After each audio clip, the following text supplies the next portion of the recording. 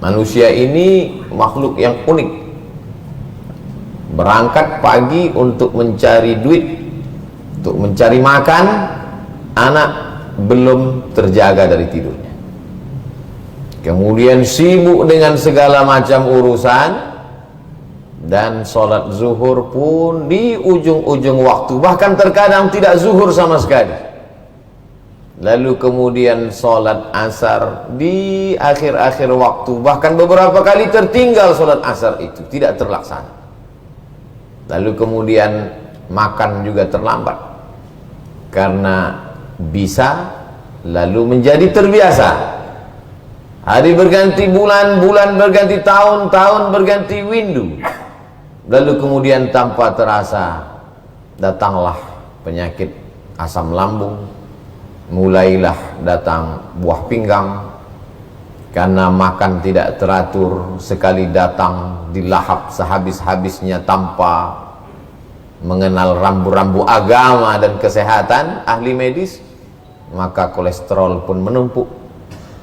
Akhirnya penyakit-penyakit itu bersarang di dalam tubuh karena tidak tepat sesuai sasaran, karena tidak ada waktu untuk memeriksakan diri. Kematian pun datang.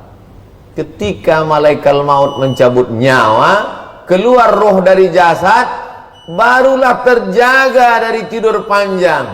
An-nasu niyam, manusia ini tidur.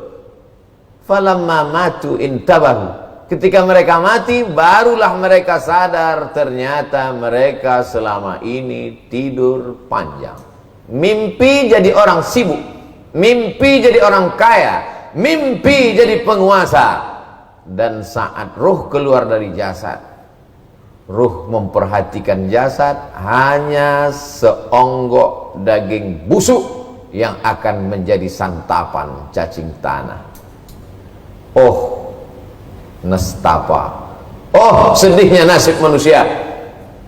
Tinggallah rumah besar yang dibangun dengan tetes peluh keringat dan air mata.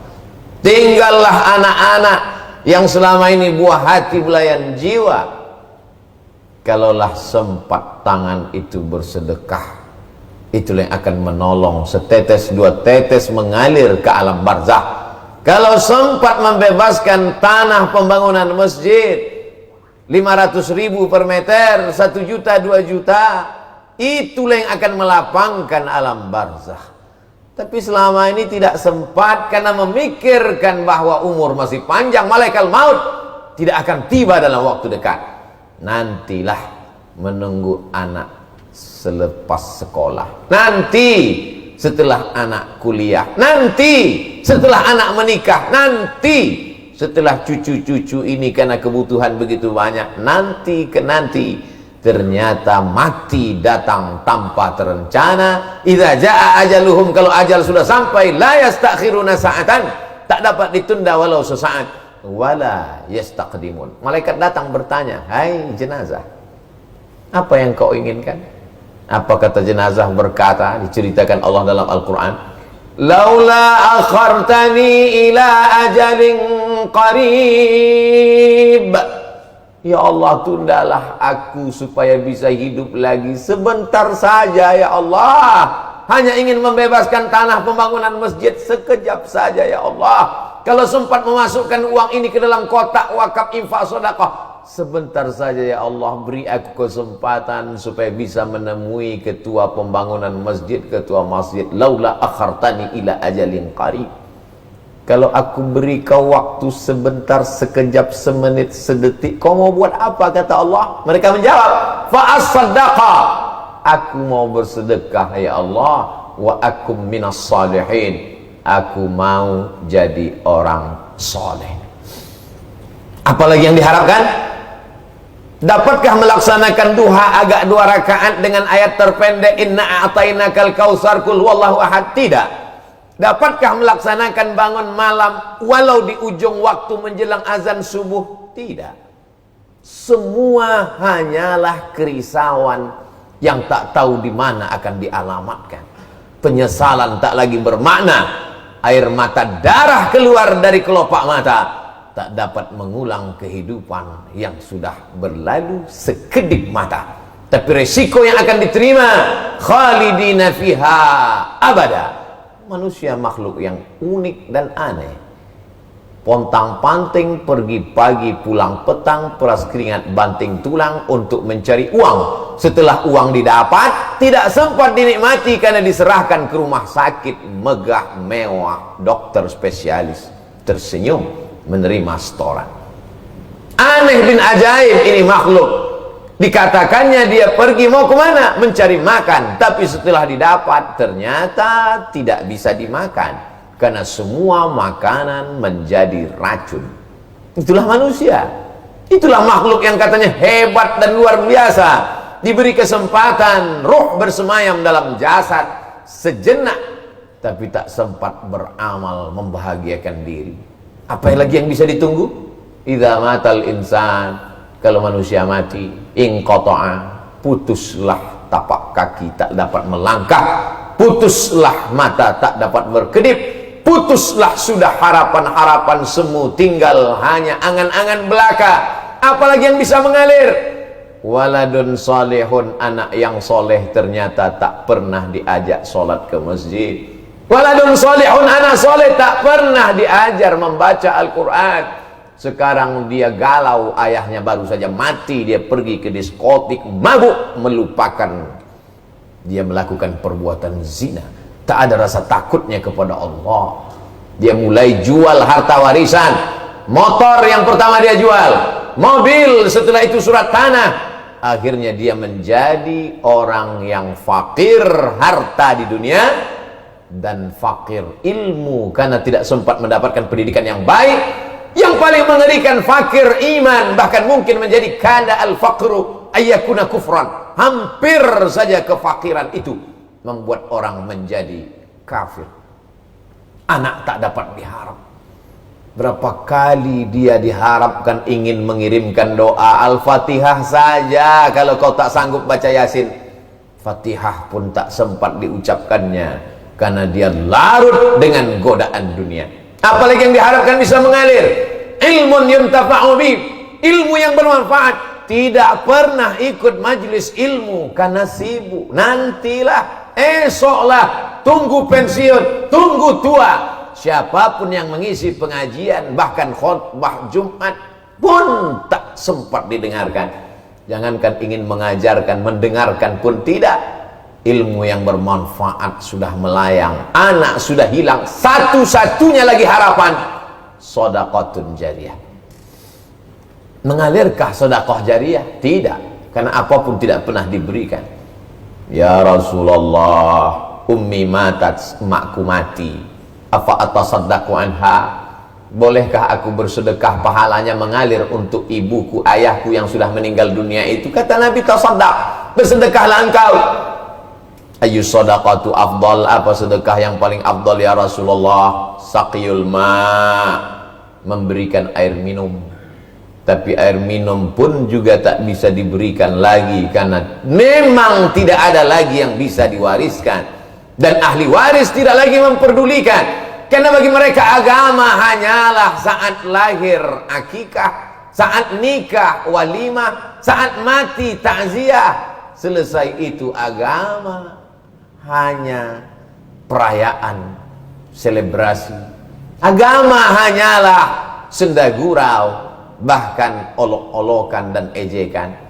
Hari ini baru kau rasakan bahwa janji Allah itu pasti datang. Innaka la tukhliful mi'ad, janjimu tak pernah meleset, wahai Allah, wahai Rasulullah. Apalah guna hidup kalau hanya menjadi penderitaan semata? Ketika mata sudah melihat azab, telinga mendengarkan pekikan teriakan, saat itu mereka baru mengaku Rabbana absarna, mata kami sudah melihat azab, wa sami'na, telinga kami sudah mendengar azab, farji'na, balikkan lagi kami ke dunia, kami ingin hidup, kami ingin beramal soleh, farji'na na'mal salihah, balikkan kami ke dunia, kami ingin beramal saleh ya Allah. Inna muqinun, kami yakin seyakin-yakinnya. Sekarang kami baru yakin, mata kami sudah melihat azabmu ya Allah, sudah merasakannya ya Allah. Tapi saat itu penyesalan panjang hanya akan menjadi penderitaan dan azab yang tidak pernah berakhir. Diletakkan kerikilnya di mata kaki, diletakkan kerikilnya di bawah telapak kaki, azabnya hanya sampai ke mata kaki, yaghli biha dima'uhu, mendidih otak di kepala. Allahumma ajirna minan nar, Allahumma ajirna minan nar, Allahumma ajirna minan nar. Diulang sampai 7 kali sehabis sholat subuh menjelang malam. Ketika ingin tidur, bersyukurlah mereka yang masih ingat Allahumma ajirna minan nar. Tapi bagaimana dengan mereka yang terjebak macet saat azan berkumandang, hayya 'alas shalah,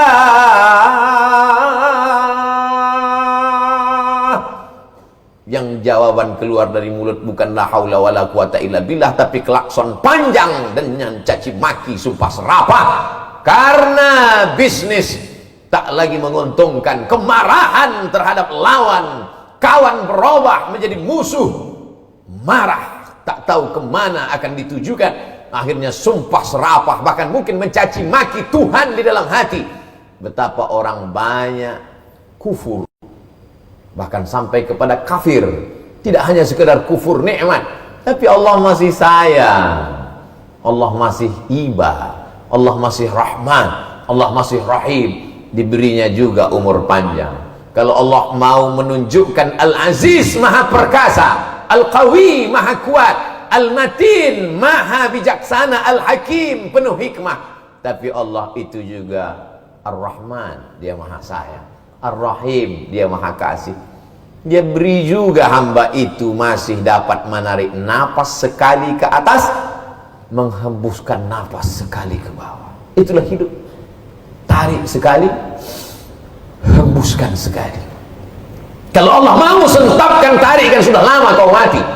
Makhluk yang lemah, makhluk yang hina, tapi Allah masih sayang. Dia biarkan nafas itu berhembus, dia biarkan roh itu bersemayam. Apa yang diinginkan Allah? Wa man yanqalib ala aqibaih, seandainya seluruh penduduk dunia ini kafir, murtad, tidak menyembah Allah, fala yadurrallaha syai'a, Allah tak rugi walau sedikit pun. Sedikit pun Allah tak rugi. Wa man kafara, siapa yang kafir, siapa yang ingkar, wallahu ghaniyyun 'anil 'alamin, Allah maha kaya dari alam semesta. Lalu kenapa dia tidak menurunkan azabnya? Bahkan mereka menantang, mana Tuhan itu, mana azabnya, mana kuasanya, mana malaikatnya, katanya hebat. Allah tidak marah. Inna rahmati sabaqat ghadabi, rahmatku lebih mendahului murkaku, kata Allah Subhanahu wa taala. Kalaulah bukan karena Rahman, maka mereka yang mendurhaka itu sudah lama ditelan bumi sebagaimana ditelannya Qarun. Kalaulah bukan karena Ar-Rahman, mereka yang angkuh dan sombong itu sudah lama mati tersedak seperti tersedaknya Fir'aun. Ayu yaumin hadza, hari apa ini? Hadza yaumun salihun, ini hari baik ya Rasulullah. Hari baik kenapa? Najjallahu fihi Musa wa aghraqa fihi Fir'aun. Hari ini Allah menenggelamkan Fir'aun dan Allah menyelamatkan Musa 10 Muharram. Lalu kemudian mereka Bani Israel berpuasa kepada Allah karena Allah menyelamatkan Musa. Apa kata Nabi Muhammad SAW? Ana ahaqqu bi Musa minkum, aku lebih berhak terhadap Musa karena Musa itu saudaraku. Dari mana hubungan Nabi Muhammad SAW bersaudara dengan Musa? Karena Musa adalah keturunan dari Ishak, dan Ishak anak Yakub. Ishak adalah anak Ibrahim. Ibrahim punya anak satu lagi bernama Ismail. Ismail punya keturunan sampai kepada Adnan, dan Adnan memiliki anak cucu. Di antara anak cucunya itu adalah Abdul Muttalib, punya anak Abdullah, punya anak Muhammad sallallahu alaihi wasallam. Aku lebih berhak terhadap Musa karena Musa saudaraku. Aku masih berhubungan kerabat dengan Musa, kata Nabi Muhammad sallallahu alaihi wasallam. Bersyukurlah kalau masih sempat mendengar khutbah, menahan makan minum, ikut gembira dengan tenggelamnya Fir'aun, dengan selamatnya Musa alaihissalam. Tapi banyak orang terjebak pada ritual ibadah, rajin melaksanakan puasa, tapi dia hanya pada itu saja. Dia lupa bahwa tujuan puasa itu adalah merasakan lapar. Puasa bukan menumpuk makanan lalu dihabisi pada waktu yang ditentukan. Makan pagi dipercepat, makan siang ditunda, makan malam dibalaskan pada azan maghrib. Bukan. Puasa adalah menyadarkan bahwa harta benda hanya hawa nafsu belaka. Begitu masuk 2 butir 3 butir korma, 2-3 teguk air, Allahumma laka sumtu dhahaba dhama wa batallatil uruq wa thabatal ajru. Mana hawa nafsu yang begitu banyak itu? Hilang.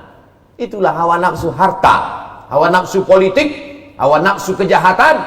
Tapi Islam tidak melarang kita untuk makan. Kulu, makanlah, wasrabu, minumlah, wala tusrifu, jangan berlebihan. Carilah harta, carilah sejauh mata memandang, tapi ingat bahwa kau akan mati. Isma syi'ta fa innaka mayyit. Hidup sesuka hatimu. Kau mau hidup dengan cara liberal, kau mau hidup dengan cara sekuler, kau mau hidup dengan cara ateis, kau mau hidup dengan cara komunis. Isma syi'ta, hidup sesuka hatimu, fa innaka mayyit. Tapi ingat, kau akan mati. Sebutkan tokoh-tokoh yang angkuh dan sombong. Mati. Dan kalau sudah mati, yang bisa menolongmu hanyalah wakaf, zakat, infak, sedekah.